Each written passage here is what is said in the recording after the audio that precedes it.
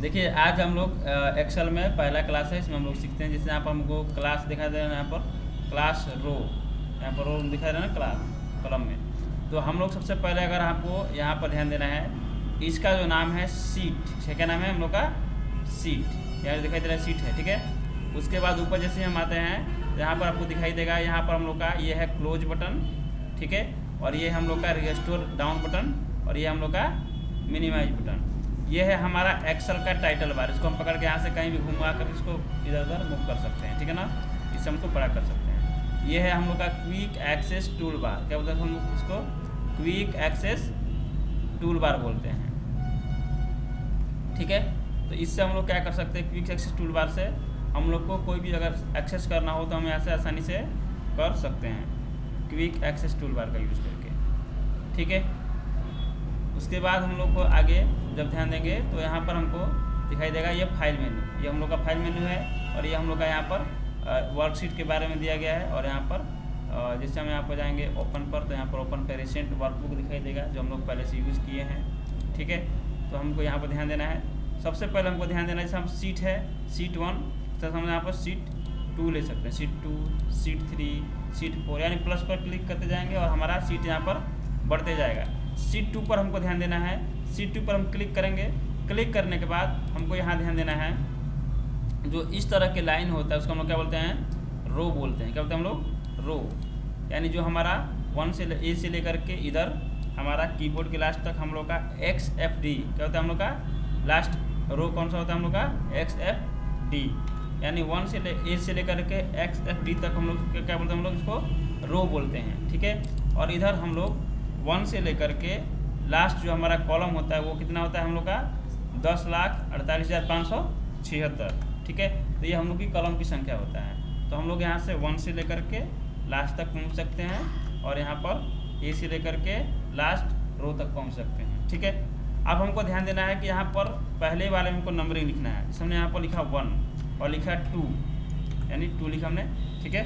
और हमको क्या करना है, यहाँ पर इसको पूरा 1 to 10 तक लिखना है। तो हम दोनों को सेलेक्ट करेंगे, उसके बाद फिर यहाँ से सेलेक्ट करेंगे छोटी सी बॉक्स से, और यहाँ से इसको पकड़ के से खींच देंगे, तो भी हमारा यहाँ पर जितना मर्जी उतना आप काउंटिंग आसानी से लिख सकते हैं, ठीक है।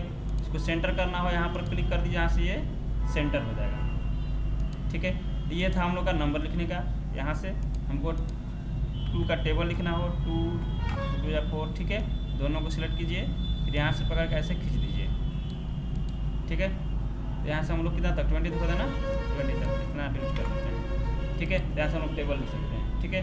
मान लीजिए कोई हमारा नंबर है यहाँ पर 18 लिख दिए हैं, ठीक है ना। हमको सेलेक्ट नहीं करना है, कंट्रोल कीबोर्ड से प्रेस कीजिए और यहाँ से ऐसे पकड़ के खींच दीजिए, तो भी हम लोग का काम यहाँ पर हो जाएगा। जैसे हमारा यहाँ पर कोई नंबरिंग है 79 से शुरुआत हो रहा है, ठीक है ना। तो हम क्या करेंगे, 79 को क्लिक करेंगे और यहाँ पर कंट्रोल बटन कीबोर्ड से प्रेस करेंगे और यहाँ पर ऐसे पकड़ के खींच देंगे, तो भी हमारा यहाँ पर 79 से हो जाएगा, ठीक है ना।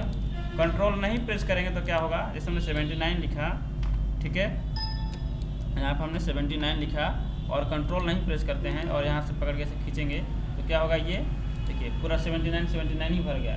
तो अगर हम चाहते हैं कि अगर अगला सीरीज आए तो हम लोग को क्या करना होगा, यहाँ पर कंट्रोल प्रेस करके करना होगा, ठीक है ना।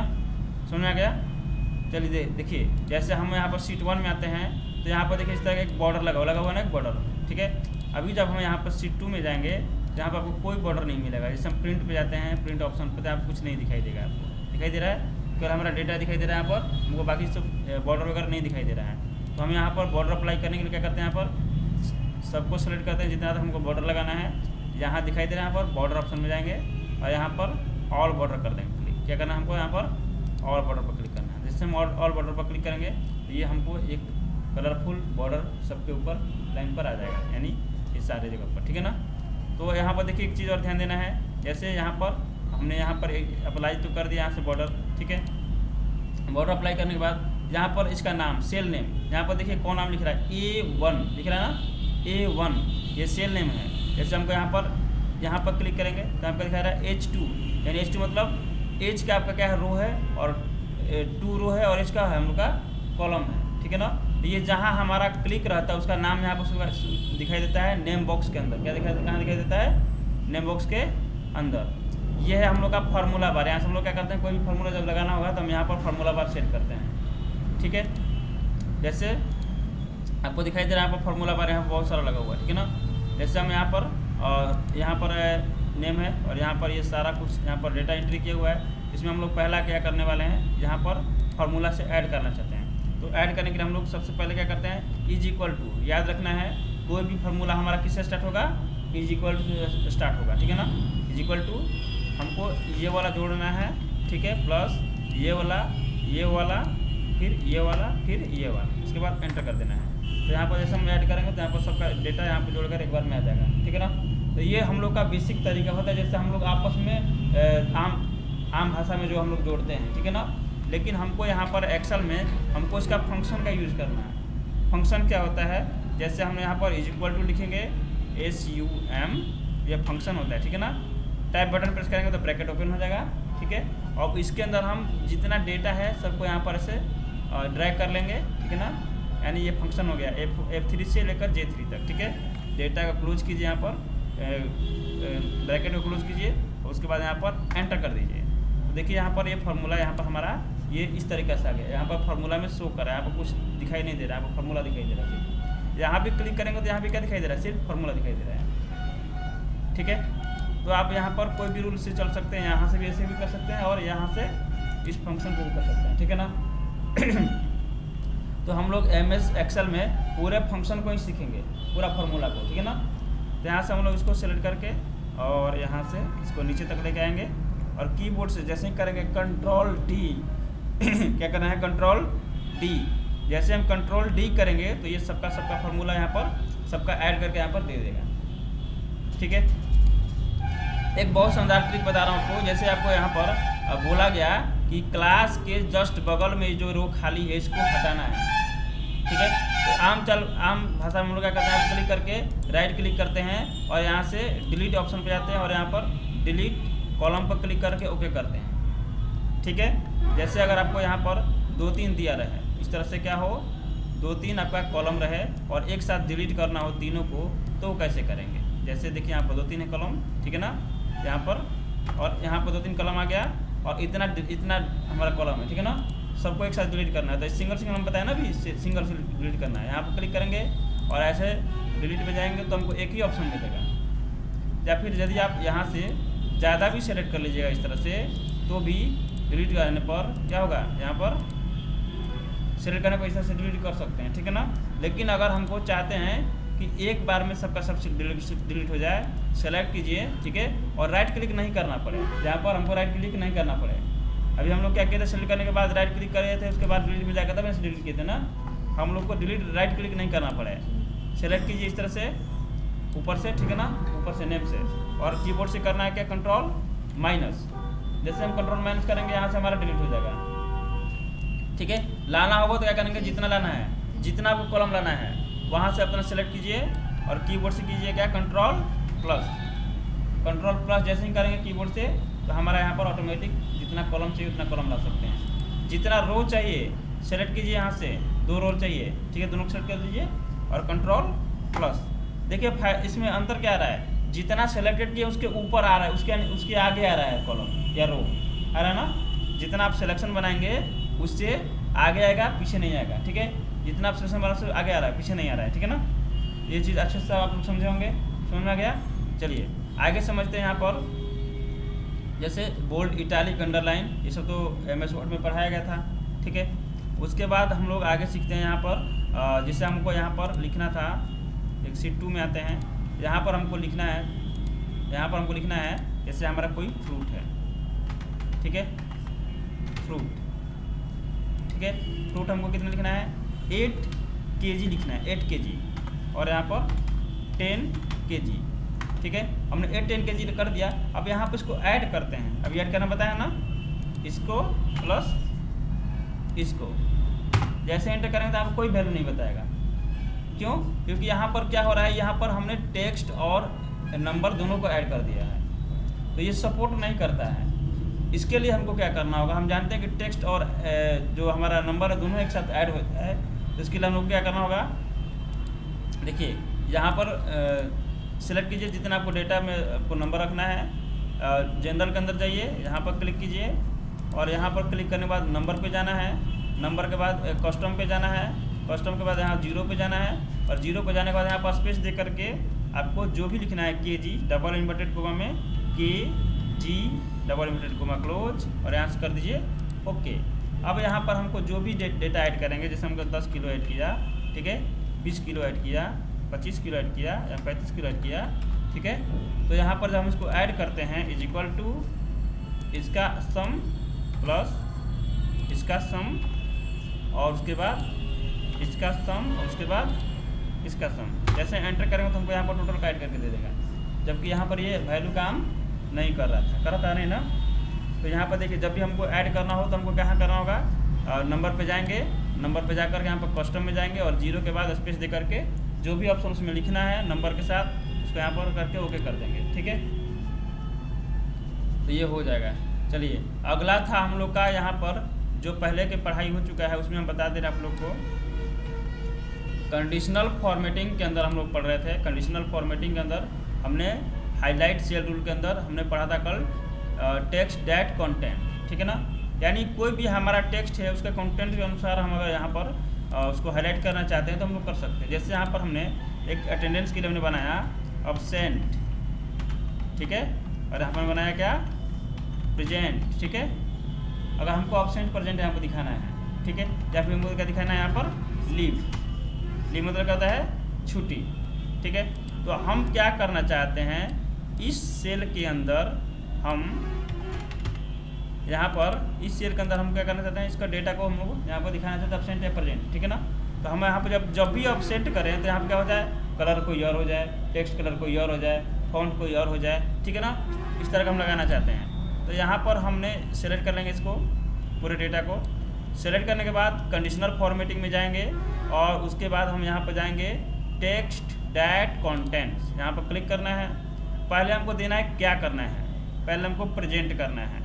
तो प्रेजेंट के लिए क्या होता है हम लोग का, हम लोग P लिखेंगे। क्या लिखना चाहते हैं हम प्रेजेंट के लिए, हम यहाँ पर P ऐड करना चाहते हैं, प्रेजेंट के लिए P करेंगे, लिखेंगे। यहाँ पर हमको क्या करना होगा, यहाँ पर कौन सा फॉर्मेट देना चाहते हैं, P लिखने पर क्या आना चाहिए। फॉर्मेट के अंदर जाएंगे, यहाँ पर फॉर्मेट कस्टम फॉर्मेट पे जाइए। यहाँ से पहले तो आप यहाँ पर फॉन्ट जो आपको करना है, फॉन्ट आप बाय डिफ़ॉल्ट रहने दीजिए, यहाँ पर बोल्ड थोड़ा सा कर लीजिए, ठीक है ना, यहाँ पर हो जाएगा। और स्ट्राइक थ्रू यहाँ पर हमको नहीं चाहिए, स्ट्राइक थ्रू यहाँ पर नहीं चाहिए, ठीक है ना। उसके बाद हमको यहाँ पर बॉर्डर भी नहीं चाहिए। फिल में हमको क्या होना चाहिए, ब्लू, मतलब हमारा जब अटेंडेंस बने प्रेजेंट लिखें तो हमको क्या होना चाहिए, रेड होना चाहिए। क्या होना चाहिए, फिल में रेड होना चाहिए, ठीक है। और जो हमारा टेक्स्ट कलर होना चाहिए वो कैसा होना चाहिए, टेक्स्ट कलर, ये फिल हो गया।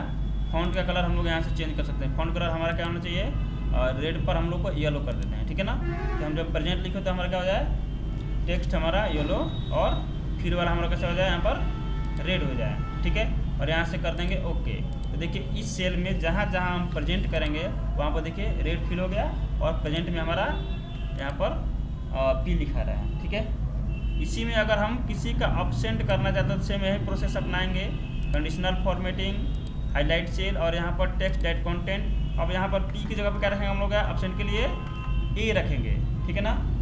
इसमें जाएंगे फॉर्मेटिंग में, फॉर्मेट कस्टम, टेक्स्ट कलर कौन सा रखना है, तो मान लीजिए टेक्स्ट कलर हम ऑप्शन के लिए क्या रखते हैं, यहाँ पर टेक्स्ट कलर हम लोग रखते हैं ऑप्शन के लिए ग्रीन रखते हैं, ठीक है।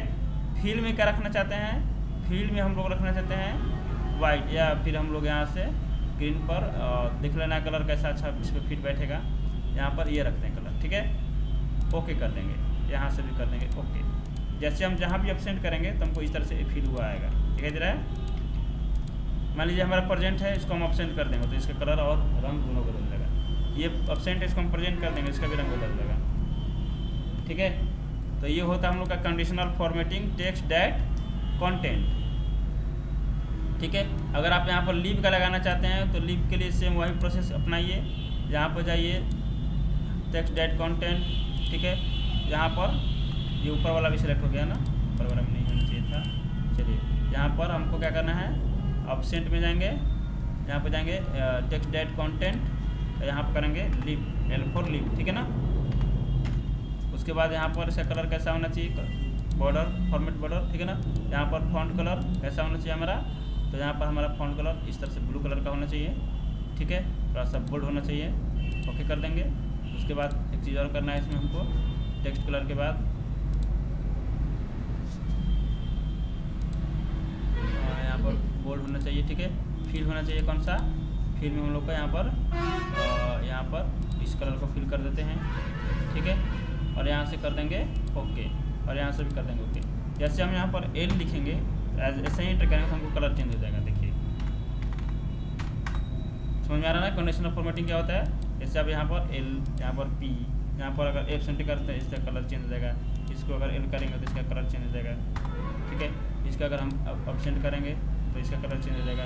इसको अगर प्रेजेंट करें तो इसका कलर चेंज हो जाएगा, ठीक है ना। तो इस तरह से हम लोग आसानी से इसका कंडीशनल फॉर्मेटिंग में लगाकर इसको अप्लाई कर सकते हैं, ठीक है ना। ये था हम लोग का कौन सा, यहाँ पर टेक्स्ट डेट कॉन्टेंट। अगला है डेट ऑकरिंग। डेट ऑकरिंग क्या होता है, जैसे अगर हमने यहाँ पर कोई डेट रखा, डेट यहाँ पर रखते हैं, जैसे आज है 28/2/2024 है, ठीक है। तो हम यहाँ पर डेट ऑकरिंग रखना चाहते हैं, सेलेक्ट करके इस तरह से कंडीशनल फॉर्मेटिंग में जाते हैं, ठीक है। और यहाँ पर डेट ऑकरिंग, ठीक है। तो यहाँ पर पूछेगा, यहाँ पर बहुत सारा डेट है, यहाँ पर यस्टरडे पूछ रहा है, ठीक है, या फिर टुमारो, या फिर आने वाला डेज, जितना भी डेज है टुमारो का, या 7 डेज, लास्ट 7 डेज जो बीत गया, ठीक है, जो आने वाला है, या दिस वीक, या नेक्स्ट वीक, ठीक है, या लास्ट मंथ, या हम दिस वीक पर करते हैं यहाँ पर दिस वीक, ठीक है ना। यहाँ क्लिक करते हैं और यहाँ से कलर हम कोई भी फिल कर देते हैं। जैसे हम यहाँ कलर हम कर देते हैं इसका यहाँ से फॉर्मेट में इसका फॉन्ट कर देते हैं बोल्ड, ठीक है, हमने बोल्ड कर दिया। और उसके बाद यहाँ पर हमने कर दिया बोल्ड हो गया है ना, कस्टम, यहाँ पर बोल्ड कर देता हूँ, ठीक है। कलर इसका रेड कर देता हूँ, ठीक है। उसके बाद अगला हम फिल इसमें करते हैं। फिल करना है तो कीजिए, नहीं करना तो कोई बात नहीं, कोई ज़रूरत नहीं है, फिल करना ही करना है, ठीक है ना। ओके कर देते हैं, तो ये कलर मेरा रेड हो गया। अब 28 तारीख से हम यहाँ पर डेट डालते हैं इस सप्ताह के अंदर, ठीक है। तो यहाँ पर हमने कर दिया 29/02/24, ठीक है, 28-29 हो गया। उसके बाद यहाँ पर आगे बढ़ते हैं, देखिए तो ये सप्ताह में हमारा कब तक वैलिड है, 2 तारीख तक, ठीक है। इस सप्ताह कब तक चलेगा हमारा, 2 तारीख तक चलेगा, क्योंकि आज का तारीख है 28 तारीख है और दिन है बुधवार, ठीक है। 29 तारीख को बृहस्पतिवार, ठीक है, 1 तारीख को शुक्रवार और 2 तारीख को शनिवार, 3 तारीख को रविवार, अगला हफ्ता में चल जाएगा, ठीक है ना। इसीलिए संडे बोला जाता है, बोलता है ना संडे मंडे बोलो, तो शुरू संडे क्यों होता है कि सप्ताह कब से शुरुआत होता है, संडे से ही शुरुआत होता है। पहले दिन हम लोग को छुट्टी मिलती है, लेकिन हम लोग दिमाग में रहता है ना कि संडे अंतिम दिन होता है, समझ आना ना। तो यहाँ पर क्या हुआ, यहाँ पर 2 तारीख को हमारा इस वीक में ख़त्म हो जाएगा। अगला वीक हमारा कब से चालू हो जाएगा, 3 तारीख से, जो कि 3 तारीख को संडे इसलिए उसने रेड नहीं किया, समझ आ रहा ना। अगर यही डेट को हम यहाँ पर स्टार्ट करते किससे, यहाँ पर स्टार्ट करते हैं 4/3/24 और यहाँ पर करते हैं 5/3/24, तो ये भी नहीं ले रहा है, ले रहा है वहाँ पर नहीं ले रहा है, क्योंकि ये 4/3 इस वीक में नहीं आएगा। हमने इस पर क्या लगाया कंडीशन, इस कॉलम में अगर आपका इस वीक का डेट रहेगा तो रेड कर देना, अगर अलग डेट रहेगा तो रेड नहीं करना है। बस समझ में आ रहा है ना डेट ऑकरिंग से क्या होता है। अगर आप इसमें अगर कोई डेट है, अगर उसको आप रखते हैं तो भी वो काम करेगा, अगर डेट अलग रखेंगे तो वो काम नहीं करेगा। इस तरह से आप कोई भी अप्लाई कर सकते हैं। जैसे हमको इस कॉलम में करना है, यहाँ पर यहाँ से अप्लाई करना है, यहाँ से चलते हैं कंडीशनल फॉर्मेटिंग और यहाँ पर आते हैं डेट ऑकरिंग के पास, और यहाँ पर हम लगाते हैं क्या, यहाँ पर बीता हुआ, यानी इन द लास्ट 7 डेज, ठीक है, लास्ट 7 डेज या लास्ट वीक कर सकते हैं, या लास्ट 7 डेज करते हैं, ठीक है ना। यहाँ से अप्लाई कर दिया, ठीक है। आज तारीख कौन सा है, मान लीजिए हम यहाँ भरते हैं 28/02/24, कलर सा हो गया ना। फिर यहाँ पर 27/02/24, ठीक है। अब यहाँ पर 29/02 करेंगे तो क्या होगा, हम लोग आएगा नहीं आएगा, क्योंकि आज से हमने पीछे का जोड़ा है, अगर मान लीजिए कोई व्यक्ति, हम किसी को दिए काम करने के लिए और उसने डाल दिया क्या 29/02/24, तो लेगा नहीं लेगा, तुरंत कलर उसका हटा देना, आएगा ही नहीं उसके अंदर, ठीक है। लेकिन अगर हम यहाँ पर डाल देते हैं 25/02/24, तो आ गया। क्यों आ गया? क्योंकि यहाँ पर हमने सेटिंग किया था उसको कि आज से पीछे 5-7 दिन का कलर उसमें लगना चाहिए, 7 दिन ज़्यादा, ठीक है ना। अगर आप यहाँ पर आज 28 तारीख है ना, 7 दिन ज़्यादा कब से होगा? 21 होगा, 21 होगा ना, या फिर 22 हो सकता है, ठीक है। तो हम बताते हैं 22/02/24, 22 भी ले लिया, 21 नहीं लेगा, देखिए लिया 21 नहीं लिया, ठीक है ना। तो आज से हमने 7 दिन पीछे का अगर कलर बदलना हो तो यहाँ से डेट ऑकरिंग लगा सकते हैं, या फिर आगे का, या फिर यस्टरडे का, या आज या कल, जितना भी आपको लगाना, महीना का भी लगा सकते हैं। अगले महीना आएगा तो ये कलर हो जाना, अगर महीना में आएगा तो ठीक है, नहीं आएगा तो कोई बात नहीं, ठीक है ना। तो ये होता है हम लोग का क्या, डेट ऑकरिंग कंडीशनल फॉर्मेटिंग, ठीक है, समझ में आ गया ये वाला। उसके बाद है हम लोग का डुप्लीकेट वैल्यूज। डुप्लीकेट वैल्यूज क्या होता है? जैसे यहाँ पर बहुत सारा वैल्यूज है ना, इसमें से हम क्या करना चाहते हैं, डुप्लीकेट वैल्यू दिखना चाहते हैं, डुप्लीकेट। इसमें अधिक से अधिक सब डुप्लीकेट ही है, क्योंकि एक ही लिखा हुआ है, बाकी सब इसी का डुप्लीकेट है ना। तो इसके लिए यहाँ पर हम लोग चलते हैं कहाँ, और यहाँ पर चलते हैं और यहाँ से आएंगे इस पर डेट ऑकरिंग, और यहाँ पर डेट ऑकरिंग बोल रहे हैं, यहाँ पर पहले वाले पर, और डुप्लीकेट वैल्यूज। अब ये बोला है क्या, डुप्लीकेट सब तो इसी के जैसा है कि नहीं है। चलिए अभी हम लोग इसको हटा देते हैं, यहाँ पर करते हैं, जहाँ पर हम लिखे 20, यहाँ पर हमने 30, यहाँ पर हमने 50, ठीक है। इसी डेटा को सिलेक्ट करते हैं, कंडीशनल फॉर्मेटिंग, और यहाँ पर आते हैं डुप्लीकेट वैल्यूज। जो भी इसके अंदर डुप्लीकेट वैल्यू आएगा वो कैसा हो जाना चाहिए, यहाँ पर ब्लैक कलर का में फिल हो जाना चाहिए, ठीक है, और टेक्स्ट कलर उसके ऊपर वाइट हो जानी चाहिए। ओके कर देते हैं, यहाँ से भी ओके कर देते हैं। अब यहाँ पर 20, 30, 50 तो पहले से है ही, अगर हम भूल से फिर 30 लिख देंगे तो ये तुरंत पकड़ लेगा कि ये नंबर दोनों मैच कर रहा है, और दोनों क्या है, डुप्लीकेट है। यहाँ पर इसको अगर आप इसको अलग कर दीजिए, कोई दिक्कत नहीं है। आप यहाँ पर 20 लिख देंगे, तुरंत एक ऐसा हो जाएगा, पता चल जाएगा, ठीक है। आप यहाँ पर 30 लिख देंगे, तुरंत पता चल जाएगा, ठीक है। तो ये क्या हो रहा है, डुप्लीकेट वैल्यू पकड़ रहा है, कोई दिक्कत नहीं है, हटा दिया। 35 कर दीजिए, कोई दिक्कत नहीं, हटा दिया। लेकिन अगर इसी के जैसा अगर आप टाइप कर देंगे, दोनों का क्या कर देगा, ये डुप्लीकेट कर देगा। यहाँ काम नहीं, क्यों नहीं काम कर रहा है, एक नहीं है क्या एक नहीं है? चलिए 100 कर दिए, और बोलिए क्यों नहीं काम कर रहा है यहाँ पर, बताया जाए। अच्छा डबल नहीं इसलिए, चलिए यहाँ पर अब कम नहीं कर रहा, क्यों, क्या कर रहा है बताइए। हाँ वेरी गुड, नाइस। जितना हमारा रेंज यहाँ पर सिलेक्टेड था उसी के अंदर भी हमारा कंडीशनल फॉर्मेटिंग काम कर रहा है, क्योंकि अगर हमारा इतना बहुत सारा दिया इसमें दिया है ना, तो जितना हमारा सिलेक्टेड एरिया रहेगा ना उसी में ये सब नियम काम करेगा, जितना सेलेक्ट हम किए रहेंगे। सिलेक्ट इतना तक किया, हम सोचेंगे यहाँ अप्लाई करते तो ये काम नहीं करेगा वहाँ पर, वहाँ के लिए फिर सिलेक्ट करना पड़ेगा, ठीक है। क्लियर हो गया। तो ये कंडीशनल फॉर्मेटिंग था, कौन सा, डेट ऑकरिंग के बाद हम लोग का डुप्लीकेट वैल्यूज। अगर आपका कोई डुप्लीकेट वैल्यू है उसको हम यहाँ से हटा सकते हैं, क्लियर है।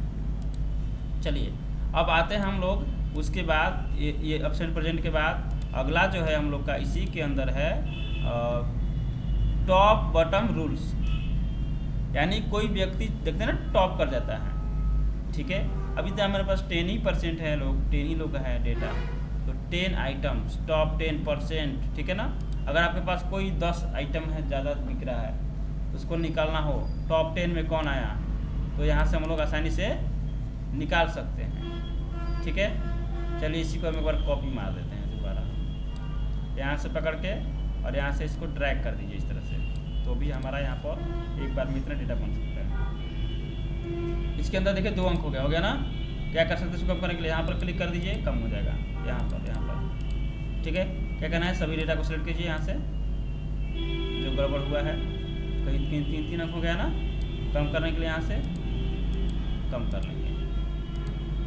ठीक है, अब हमको क्या करना है, यहाँ पर टॉप 10 चेक करना है। कर दीजिए यहाँ से सभी के डेटा को, यहाँ पर जो हमारा डेटा है इसको सेलेक्ट कर लीजिए। ठीक है,